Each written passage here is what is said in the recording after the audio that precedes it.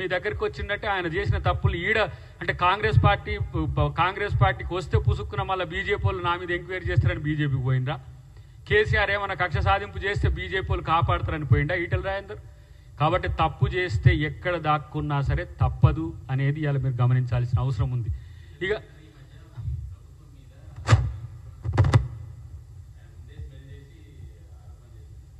ఆయనకి ఇప్పుడు ఏదో సీల్డ్ కవర్లో ఏదో దాచిపెట్టిరట, దానికి బండి సంజయ్ ఇంకో గుంపు అడ్డం పడుతుందట.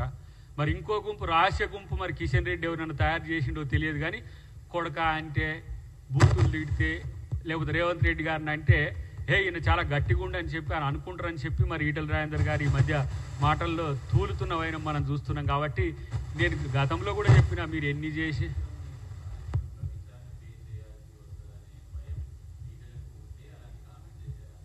మేబీ కావచ్చు కూడా, అది కూడా ఎందుకు లేదనుకోవచ్చు.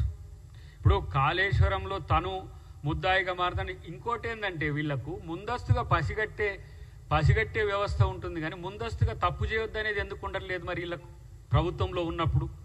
ఇప్పుడు ఈటల రాజేందర్ గారు ముందస్తుగా ఇవన్నీ తెలిసే చేస్తున్నట్టుగా కనపడుతుంది. రెండవది, నేను నిజాయితీ పరుణని చెప్పే ప్రయత్నం చేసినప్పుడు తప్పు చేసేటోనికి సహకరిస్తే అది తప్పవుతుందని ఎందుకు అనుకోలేదు ఈటల రాజేందర్? ఇది కూడా ఆలోచించుకోవాల్సిన అవసరం ఉంది. ఇక ప్రధానంగా ఇప్పుడు లేటెస్ట్గా వచ్చిన దాంట్లో ఏంటంటే కిషన్ రెడ్డి గారు రాహుల్ గాంధీ గారి మీద చేసిన స్టేట్మెంట్. మీరు రాహుల్ గాంధీనే దేశద్రోహి అనే స్థాయికి దిగజారిండ్రంటే మీరెవరు? అసలు మీకు ఈ దేశానికి సంబంధం ఏంది? స్వాతంత్ర సంగ్రామంలో నెహ్రూ ఏండ్ల కొద్ది జైలుకు పోయిన చరిత్ర, ఇందిరాగాంధీ జైలుకు పోయిన చరిత్ర. ఇలా మహాత్మా గాంధీ ఎన్నిసార్లు జైలుకు పోయిందో తెలియదు. మహాత్మా గాంధీనే మీరు దేశద్రోహి అన్నోళ్ళు, మీరు రాహుల్ గాంధీని అనలేరా? రాజీవ్ గాంధీని అనలేరా? నెహ్రూని అనలేరా? ఇలా దేశద్రోహులనేమో వదిలేస్తున్నారు. బయట చాలామంది ఇప్పుడు రహస్యంగా సమాచారం ఇచ్చిన వాళ్ళ పట్ల మీ విధానం లేదు. ఇంత నష్టం జరిగింది, ఎట్లా మీరు ట్రంప్ మధ్యవర్తిత్వాన్నో లేకపోతే ఇట్లా ఒప్పుకొని సీజ్ ఫైర్కి ఒప్పుకున్నారు ఒకటి. ఎన్ని విమానాలు కూలిని ప్రశ్నిస్తే, మిమ్మల్ని ప్రశ్నిస్తే దేశద్రోహ, ప్రభుత్వాన్ని ప్రశ్నిస్తే దేశద్రోహ, బీజేపీ విధానాన్ని ప్రశ్నిస్తే దేశద్రోహ. దేశద్రోహపు చర్యలు పాల్పడేటోళ్ళ పట్ల మీకు క్లారిటీ లేదు. ఇలా సిగ్గుండాలి ఆ కుటుంబాన్ని దేశద్రోహుల కుటుంబం అంటానికి. ఇలా చీమలు పెట్టిన పుట్టలో వచ్చి పాములు చేరినట్టుగా మీకు దేశ స్వాతంత్రానికి, భారతదేశ ఆత్మకు, భారతదేశ యొక్క సార్వభౌమత్వానికి, గణతంత్రానికి సంబంధం ఏంది? ఇలా జాతి విద్వేషాన్ని రెచ్చగొడుతూ, మతాల మధ్యన వైరాలు పెడుతూ, కులాల మధ్యన కుంపట్లు పెడుతూ మీ రాజకీయ జీవితాన్ని అక్కడ చలిగాచుకుంటున్నట్టుగా ఉంటున్న మీరు, ప్రత్యేకించి నేనంటున్నా మనోడు కిషన్ రెడ్డి, మీలాంటి బానిస నాయకుల వల్లనే సమస్య. ఈ రాష్ట్రం కొరకో, ఈ ప్రాంతం కొరకో, దక్షిణాది కొరకో ఎక్కడ మీరు మాట్లాడరు. రాహుల్ గాంధీని తిడితే మీకు అక్కడ మార్కులు పడతాయని. ఇంకా అక్కడ ఒక ఆయన ఉన్నాడు, ఆయన కాంగ్రెస్ నుంచి పోయిన ఆయన, అస్సాం ముఖ్యమంత్రి. ఇక ఆయన మాటలకైతే అసలు ఇక ఎటు ఒక అదుపు ఉండదు, అడ్డు ఉండదు. మనం మాట్లాడితే మాత్రం అదొక పెద్ద సమస్య అవుతుంది. కాబట్టి ఇవాళ ఈ దేశం కొరకు ప్రాణాలు ఇచ్చిన కుటుంబం ఇవాళ గాంధీ కుటుంబం. ఇంకోటి అంటాడు వాడికి, గాంధీ వీళ్ళు ఎట్లా పెట్టుకుంటారు వీళ్ళు గాంధీ అని అంటారు. వానికి ఆ చరిత్ర కూడా తెలియదు. చరిత్ర తెలియనోడు చరిత్ర నిర్మించడం అన్నట్టుగా ఇలా గాంధీకి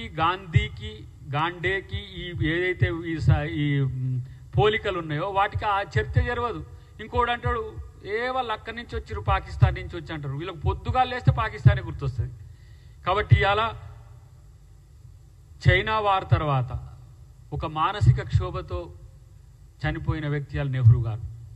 చైనా యుద్ధంలో ఓటమి తర్వాత ఈరోజు ఖలిస్తాన్ మూమెంట్, పశ్చిమ తూర్పు పంజాబ్లు విడిపోవద్దు, అక్కడ విడిపోయి ఒక దేశంగా ఏర్పడితే భారతదేశ సార్వభౌమత్వానికి ఇబ్బంది కలుగుద్దని ఆపరేషన్ బ్లూ స్టార్కి సంబంధించిన అంశంలో తన ప్రాణాన్ని, నా దేహం ముక్కలైన ఈ దేశాన్ని ముక్కలు కానీ అన్న ఇందిరాగాంధీ కుటుంబం త్యాగం కింద మీరెంత?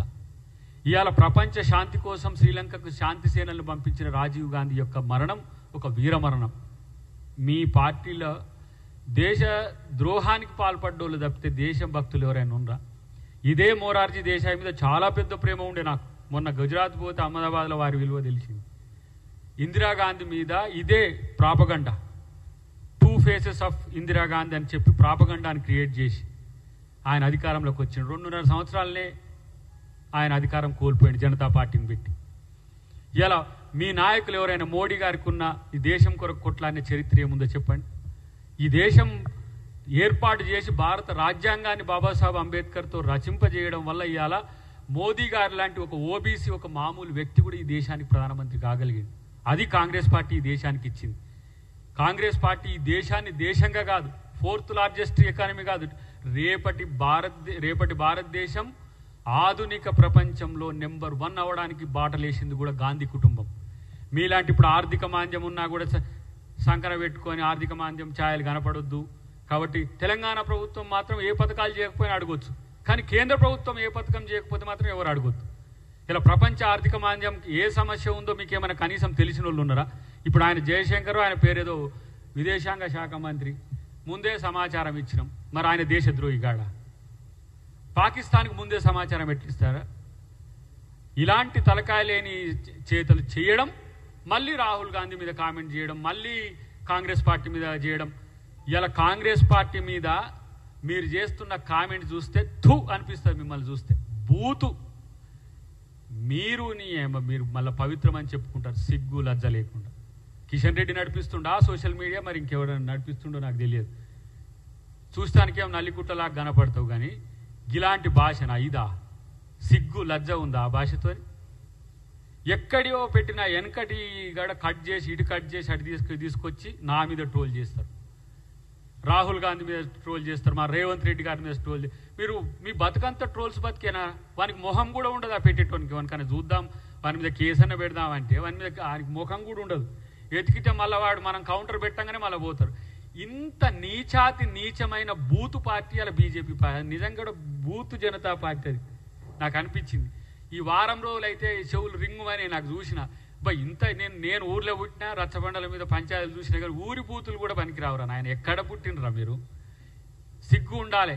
కిషన్ రెడ్డి నువ్వేనా నడిపించేది? రేపు అదే పరిస్థితి వస్తే మా సోషల్ మీడియా వారియర్స్ కాదు, మా కాంగ్రెస్ కార్యకర్తలు మరి మీ సంగతి చూసుకుంటారు. ఇలాంటి నీచాతి నీచమైన భాష జాతీయ నాయకుల మీద, గాంధీకి, మహాత్మా గాంధీకి టోపీ పెట్టి, ముస్లిం టోపీ పెట్టి పాకిస్తాన్ ఆయనని పెడతారు.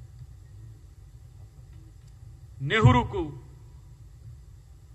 జాతీయ నాయకుల మీద కాదు, ఈ జాతికి స్వాతంత్రం తెచ్చిన నాయకుల మీద కనీసమైన గౌరవం లేని మీకెక్కడిది జాతీయత? నేను అంటున్నా, ఇలా సీరియస్ కామెంట్ చేస్తున్నా. ఈ దేశంలో కాదు ప్రపంచంలో ఒక 3 జెండర్స్ ఉన్నాయి. ఒకటి మేల్, ఒకటి ఫీమేల్, ఒకటి ఇప్పుడు ట్రాన్స్జెండర్స్. మీరు ఏ జెండరో తెలుసుకోరు. మీలాంటి బూతు భాషను వాడే జాతి ఈ భూగోళంలో లేదు. రాహుల్ గాంధీని దేశద్రోహి మీరు అన్నారు అని అంటే, మీకంటే లీడర్ ఆఫ్ ది అపోజిషన్ పార్లమెంట్లో, ఇది మీ సంస్కృతి. ఎవరన్నా ఆయన? కేంద్ర మంత్రి. ఇక్కడ కేంద్ర మంత్రి. మీకు కేంద్ర మంత్రికి మామూలు మొహం లేని వాడు ఉంటాడు కదా సోషల్ మీడియాలో, వాళ్ళకు రోజుకు 100 రూపాయలు ఇస్తారట ఈ సోషల్ మీడియాలో బూతులు పెడితే. అచ్చ తెలుగు బూతులు పెట్టేటోళ్ళని పట్టుకున్నారు. ఒక 100 మందిలో 1000 మందిలో పట్టుకున్నట్టుంది. ఇక వాళ్ళు పెట్టే తిట్లు నేను నా పుట్టుకని చదవగలను, నేను 50 ఏళ్ళు దాటొస్తున్నా. కానీ ఇలాంటి నీచ నికృష్టమైన పదాలు వాడుకుంటూ మీరు ఇలా మళ్ళీ మాట్లాడతారు పవిత్రులం మేమని చెప్పి. కనీసం గౌరవం లేకున్నా మర్యాదపూర్వకంగా బతకండ్రా నాయన. ఏమవుతుందిరా బాబు, మీకు వస్తే నెలకు ఒక 5,000 10,000 రూపాయలు వస్తాయి మీ సిస్టమ్స్ నుంచి పెడితే. దానివల్ల మీ పార్టీకి పోయే పరువు ఏందో, మీరేందో తెలుసుకోండి ఫస్ట్. నేను ఎప్పుడో మర్చిపోయినా. చాలామంది మిత్రులు ఈ ట్రోల్స్ మీద చేసినప్పుడు చూస్తే 5-6 సంవత్సరాల నుంచే చూసిన. బీజేపీ వాళ్ళను, మోడీని, అమిత్ షాను ప్రశ్నిస్తే వాళ్ళు దేశద్రోహులు అవుతారు. ఇప్పుడు మా రాహుల్ గాంధీ గారి లెక్క.